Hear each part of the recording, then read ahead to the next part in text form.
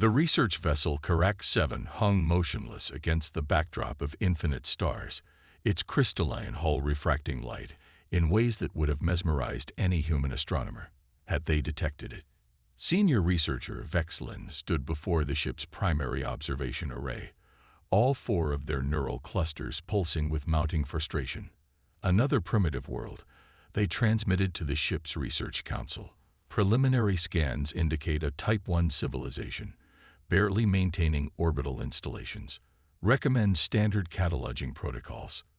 The response came instantly, tinged with the formal signatures of High Command. Proceed with full spectrum analysis. Recent expansions in this sector require thorough documentation. Vexlin initiated the scanning sequences, their neural patterns betraying a hint of boredom. They had cataloged 17 developing worlds in the past solar cycle. This would be 18. The scanner's quantum arrays penetrated Earth's atmosphere, building a comprehensive picture of the planet's dominant species. Peculiar, Vexlin noted, their secondary neural cluster activating with mild interest. The dominants appear to have spread across all planetary environments, despite clear biological limitations. They magnified the readings, studying the distribution patterns of human settlements. Inefficient, they've established habitation zones in clearly suboptimal conditions. The data continued flowing. Cities in desert regions, research stations in polar extremes, floating platforms on turbulent oceans. Each discovery added to Vexlin's certainty that they were observing a species that hadn't yet learned to properly select and optimize their habitation zones. Update classification. They transmitted, marking as early-stage civilization, with poor environmental adaptation protocols, likely candidate for future guidance programs. But something wasn't aligning in the data. Vexlin's third neural cluster activated, dedicated to pattern analysis. The settlements in these suboptimal zones weren't failing. They were thriving. The humans weren't just surviving in these environments. They were deliberately expanding into them. Initiate deep scan of modification patterns. Vexlin commanded. Their interest genuinely peaked now. The results flooded their consciousness. Vast networks of underground cities beneath desert sands, engineered to capture and recycle every drop of moisture. Floating cities designed to ride out tsunamis. Mountain settlements that used the very seismic activity that should have destroyed them to generate power. Impossible. Vexlin transmitted. All four neural clusters now fully engage. They're not adapting to their environments. They're adapting their environments to themselves. The implications sent a ripple of unease through their consciousness. Every spacefaring species they had encountered followed the same pattern. Emerge in an optimal environment, expand through similar environments, eventually develop technology to terraform new worlds to match their origins. But humans, they had done something entirely different. Instead of waiting for perfect conditions, they had learned to thrive in imperfection. Rather than seeking optimal environments, they had become masters of adaptation itself. Vexlin's scans revealed more. Vast underground transport networks, cities that could withstand the most extreme weather patterns, and most disturbing of all, a species-wide drive to push into ever more challenging frontiers. Halt standard cataloging protocols. They transmitted urgently to High Command, requesting immediate upgrade to priority investigation status. The response was instantaneous. Explain. The humans. Vexlin transmitted, their neural patterns chaotic with the revelation. They're not primitive because they lack advancement. They're advancing differently than any species we've encountered. They don't wait for ideal conditions. They create them. They don't avoid challenges. They actively seek them. The silence from High Command stretched for several moments before the response came. Elaborate on strategic implications. Vexlin's neural clusters pulsed with growing concern as they compiled the analysis. A species that thrives on overcoming environmental challenges would view any obstacle as simply another problem to be solved. Their entire civilization is built on the principle of adapting to and overcoming supposedly impossible conditions. Another pause from High Command, longer this time. Then, Classification. Vexlin studied the data one final time, their conclusion sending waves of unease through their consciousness. Recommend classification as an emergent alpha-class civilization.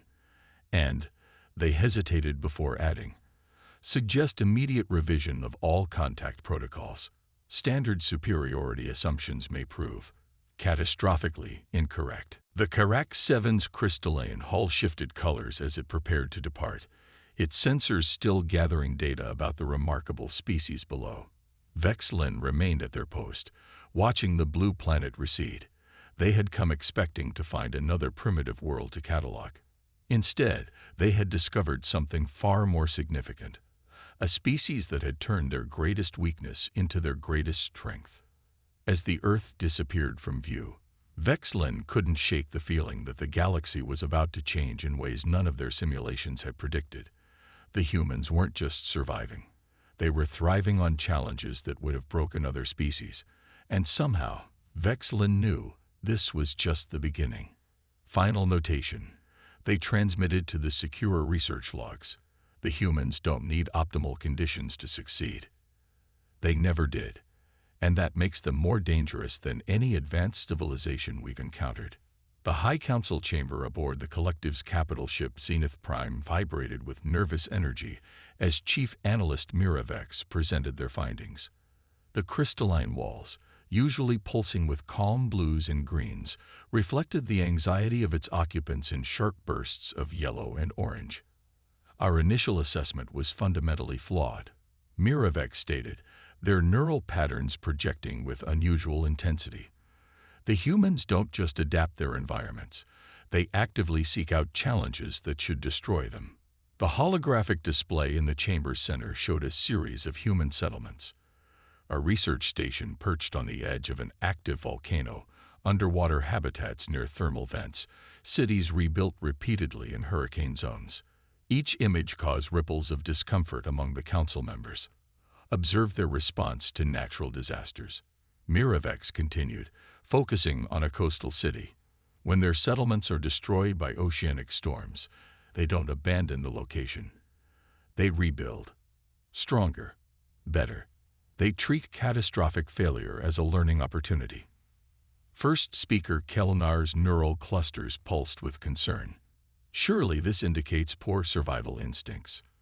No rational species would repeatedly expose themselves to such risks. That's what makes them unique. Miravex responded, bringing up new data streams. They've turned risk itself into a tool for advancement. Every failure teaches them. Every setback makes them more resilient. The display shifted to show human space exploration efforts. Look at their early space program, Miravex continued. Their first attempts resulted in multiple catastrophic failures, deaths, destruction. By our standards, they should have abandoned the effort as too costly. But they didn't. Second speaker Trollven observed, their neural patterns showing growing unease. No, they didn't. Miravex highlighted a series of human space missions, each following a disaster. They mourned their dead, analyzed their failures, and launched again, and again, and again, until they succeeded. The chamber fell silent as the council processed this information. The walls shifted to deep purple, reflecting their collective disquiet.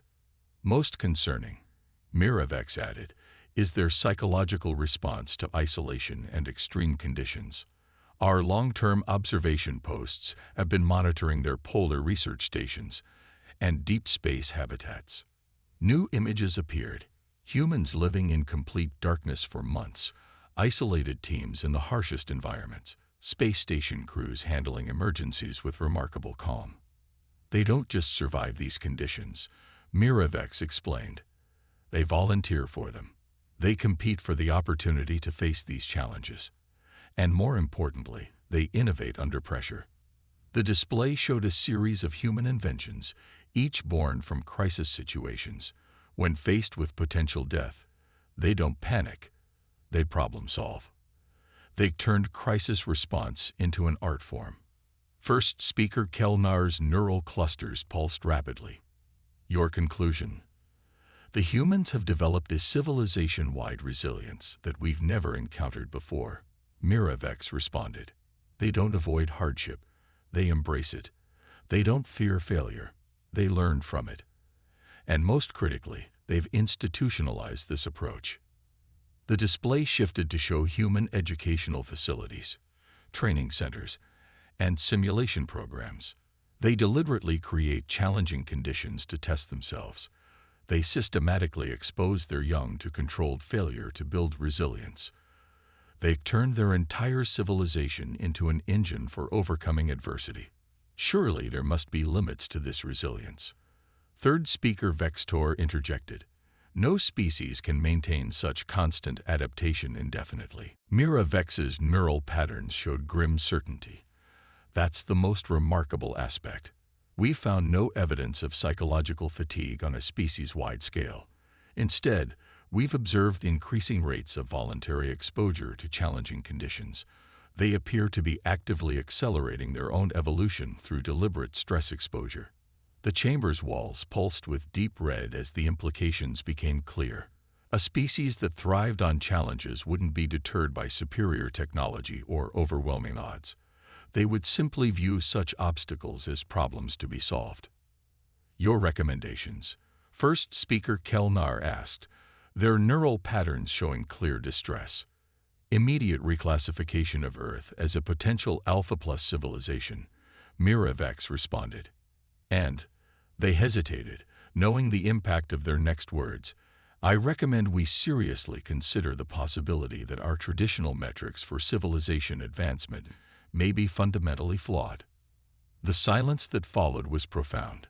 The walls of the chamber shifted to a color never before seen in the Council's history, a deep, uncertain gray.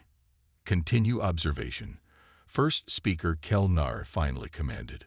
But under no circumstances are we to reveal our presence. A species that turns adversity into advantage is not one to be underestimated. As the Council session ended, Miravex remained, watching the endless stream of data from Earth. They couldn't shake the feeling that they weren't just observing a developing civilization. They were witnessing the emergence of something entirely new in the galaxy. A species that didn't just survive challenges, but was fundamentally transformed by them.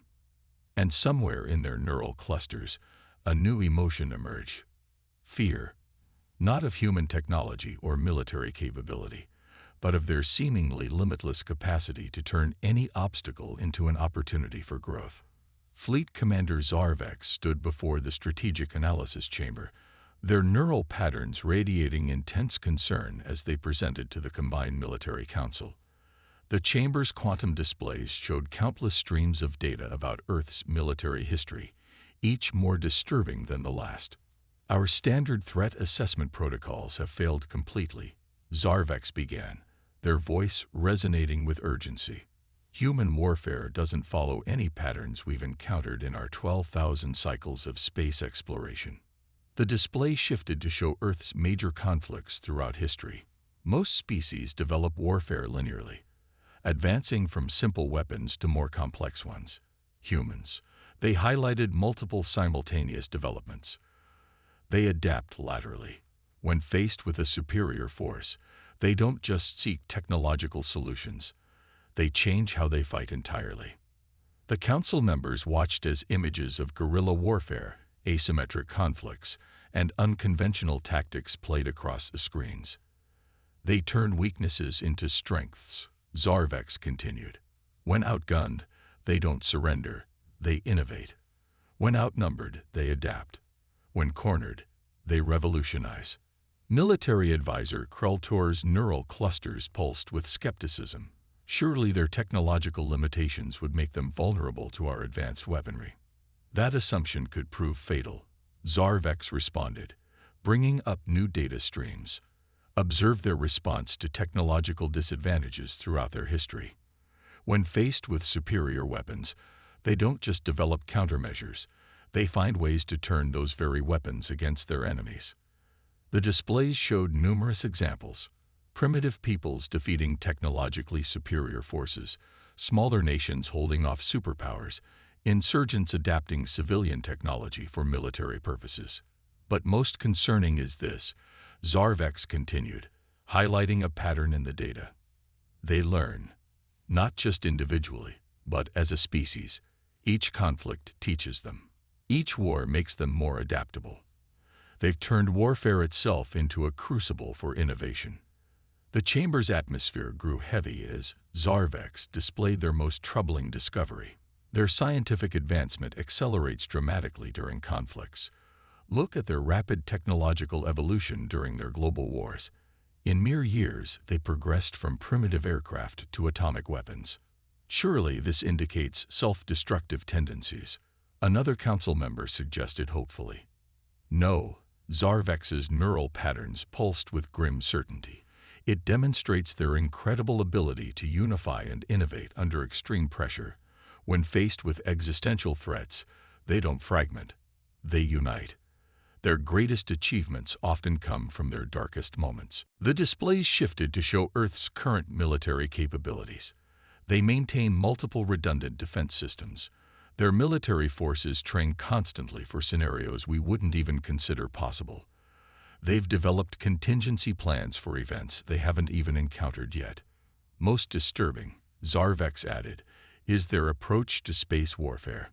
Despite their limited presence in space, they're already developing and testing military capabilities beyond their atmosphere.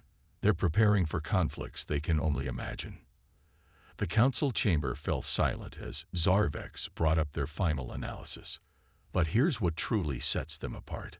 Their ability to shift from conflict to cooperation seamlessly. Former enemies become allies. Bitter rivals collaborate on space exploration. They can maintain military readiness while pursuing peaceful cooperation. Military advisor Kreltor's neural clusters flickered with growing concern. Your strategic assessment. Any conflict with humanity would be unpredictable. Zarvex responded carefully. Their historical pattern suggests that direct confrontation would likely unite them. Worse, it would accelerate their development in ways we cannot predict. They don't just fight wars. They transform through them.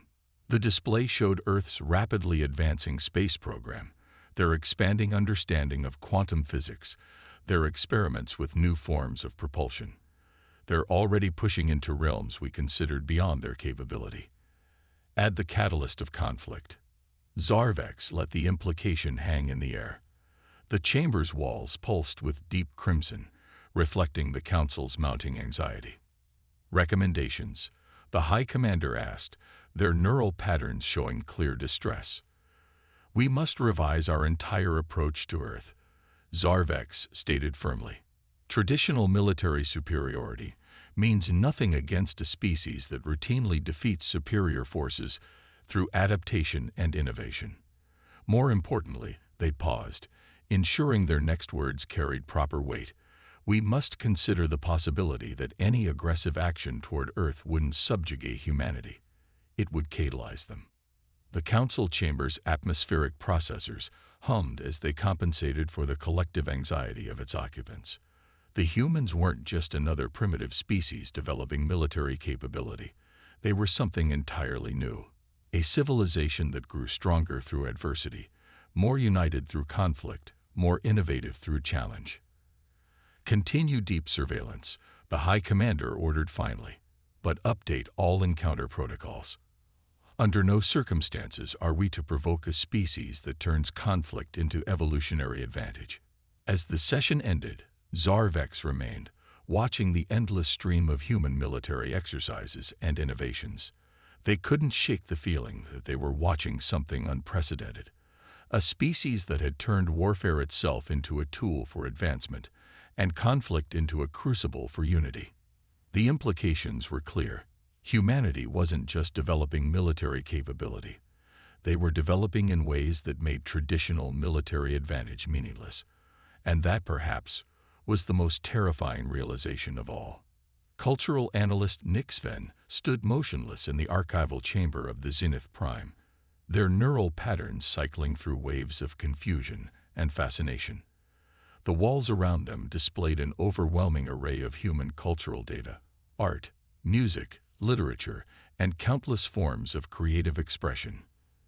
They shouldn't be capable of this, Nix then transmitted to the assembled cultural council. A species this young, this challenged by their environment, should be focused purely on survival and technological advancement. Instead, the displays shifted to show countless examples of human creativity: symphonies composed during wars, art created in concentration camps, poetry written in the depths of despair, innovations born from tragedy. They don't just endure hardship, Nix then continued, their neural clusters pulsing with intensity. They transform it. They take their pain, their struggles, their darkest moments, and turn them into something transcendent. The chamber filled with the sounds of human music, a piece composed in the aftermath of a devastating global conflict. The council members' neural patterns synchronized involuntarily with the haunting melody. This is more than just cultural expression, Nix then explained. Their art isn't separate from their resilience. It's a manifestation of it. They process their challenges through creativity. They find beauty in struggle. They create meaning from chaos. Senior archivist Tel Moore's neural patterns showed signs of distress. How does this affect our assessment of their potential? Fundamentally, Nix then responded, bringing up new data streams. Look at their storytelling patterns. They constantly imagine futures they haven't achieved, technologies they haven't invented, challenges they haven't faced. Their fiction becomes blueprint. Their dreams become goals. The displays showed hundreds of human stories about space travel, written long before they achieved it. Tales of impossible technologies that later became reality. Visions of the future that shaped their present. But most remarkably, Nix then continued, they used their creativity to unite. Their art transcends their tribal divisions. Their stories help them understand perspectives not their own. Their music bridges cultural gaps we thought impossible to cross. The chamber filled with images of human collaboration across traditional barriers. International art projects, multilingual literature, fusion music combining disparate cultural elements. They've developed emotional and cultural complexity far beyond their technological level, Nix then explained. They don't just feel emotions, they explore them, express them, transform them. They've turned their inner experiences into tools for growth and connection. The displays shifted to show human responses to tragedy, memorial art, healing rituals, commemorative works that turned grief into beauty. They don't just mourn their losses, they memorialize them. They don't just celebrate their victories, they find meaning in their defeats. Cultural Council leader Vera Kell's neural patterns showed growing concern. How does this affect their potential for advancement? Their creativity accelerates their development in unpredictable ways, Nix then responded. They imagine possibilities before they can achieve them. They dream solutions before they understand the problems. Their art and culture don't just reflect their progress, they drive it. The chamber's walls pulsed with new colors as Nix then displayed their most troubling discovery: human stories about alien contact. They've been imagining meeting us, or others like us, for generations. They've explored countless scenarios, considered infinite possibilities. When we finally reveal ourselves, they'll be prepared. Vera Kell finished, their neural patterns showing clear alarm. More than prepared, Nix then corrected. They've been rehearsing this moment through their art and storytelling for centuries. They've already considered and processed scenarios we haven't even imagined. The displays showed thousands of human stories about first contact, ranging from peaceful exchanges to existential conflicts. They're not just ready for us. They'd been actively preparing their collective psyche for the possibility of our existence. The council chamber fell silent as the implications became clear. They weren't just dealing with a resilient species or a technologically advancing one. They were facing a civilization that used creativity and cultural expression as tools for evolution, that processed complex emotions through art, that prepared for future challenges through imagination. Your final assessment? Council leader Vera Kell asked. We must reconsider everything we thought we knew about civilizational development, Nix then stated. The humans haven't just developed technology and resilience. They've developed emotional and creative capabilities that make their potential advancement infinite. The chamber's walls shifted to a deep, thoughtful purple as Nick Sven's final words resonated. They don't just adapt to their reality. They imagine new ones. And somehow, through means we don't fully understand, they find ways to make those imagined realities come true. The Cultural Council sat in unprecedented silence, watching the endless stream of human creativity and expression. They had come expecting to study a developing civilization's cultural artifacts. Instead, they had discovered a species that had turned imagination itself into a force for evolution. And somewhere in their collective consciousness, a new understanding emerged. Humanity's greatest strength might not be their resilience or their adaptability, but their capacity to dream of better worlds and their relentless determination to create them. Grand Ambassador Tixlar stood before the emergency assembly of the collective, their neural patterns radiating waves of unprecedented anxiety. The massive chamber, filled with representatives from 1,000 worlds, hummed with tense energy as the latest data from Earth appeared on the quantum displays. "They've detected us," Tixlar announced, their voice resonating through the chamber. "Despite our advanced stealth technology, despite our careful protocols, they've done what we thought impossible. They found us because they were looking in ways we never considered." The displays showed human astronomical data, focusing on seemingly random anomalies that their scientists had correlated. "They didn't detect our ships directly," Tixlar explained. "They detected our absence. They noticed the patterns in what wasn't there. They found us by looking for what they couldn't see." The chamber erupted in waves of neural disturbance as the implications became clear. A species that could detect advanced stealth technology through creative observation was far more dangerous than they had imagined. But that's not the most concerning development. Tixlar continued, their neural clusters pulsing rapidly. Watch their response.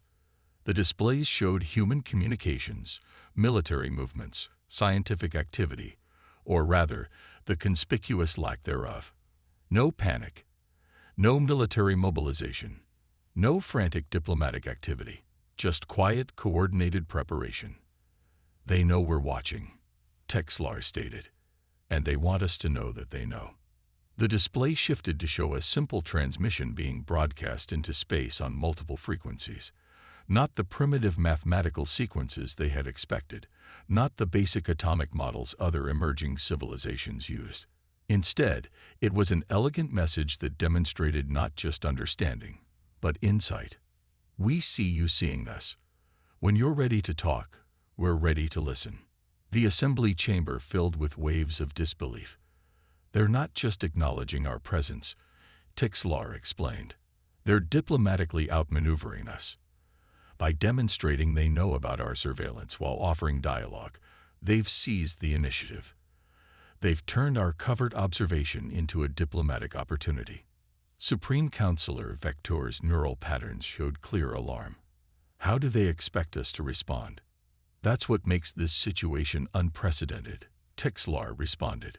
"They've created a scenario where any response, other than direct communication, would confirm negative intent. They've turned our own caution against us."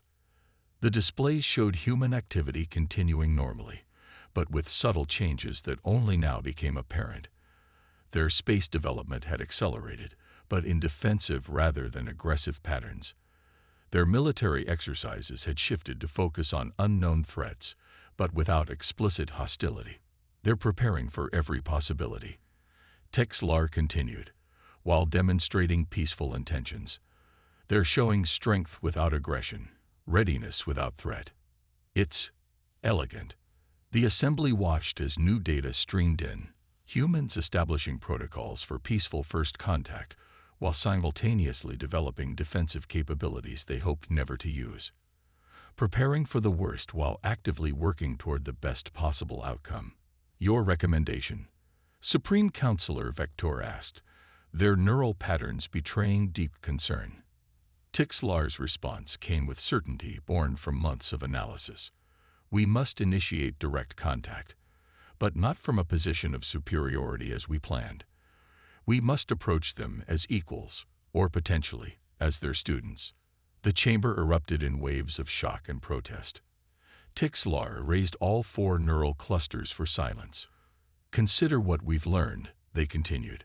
A species that thrives on challenges, that turns adversity into advantage, that processes complexity through creativity, that prepares for the unknown through imagination.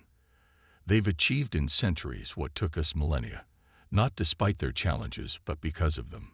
The displays showed the totality of human achievement, their rapid technological advancement, their cultural complexity, their adaptive creativity, their unified response to discovery. We came to study them, Tixlar concluded. Instead, they'd been studying us, studying them.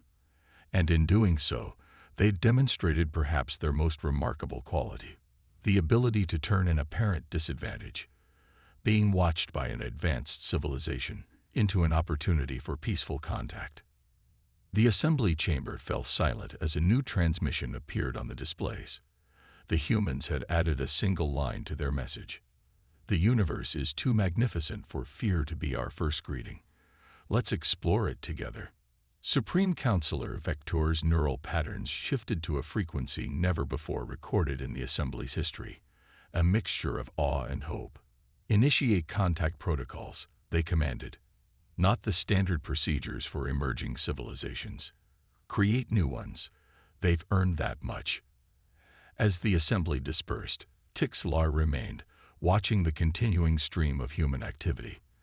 They had come to assess a primitive species and found instead a civilization that had turned the very act of being observed into a lesson for their observers. The walls of the chamber shifted to a new color, one that reflected not fear or concern, but possibility. Perhaps, Tixlar realized, this was humanity's greatest gift to the galaxy. The demonstration that true strength lies not in avoiding challenges, but in how you choose to face them. And somewhere on Earth, humans looked up at the stars, ready to greet their watchers not with fear or aggression, but with the same curiosity, creativity, and resilience that had brought them to this moment. The galaxy would never be the same, and that was exactly what both species needed.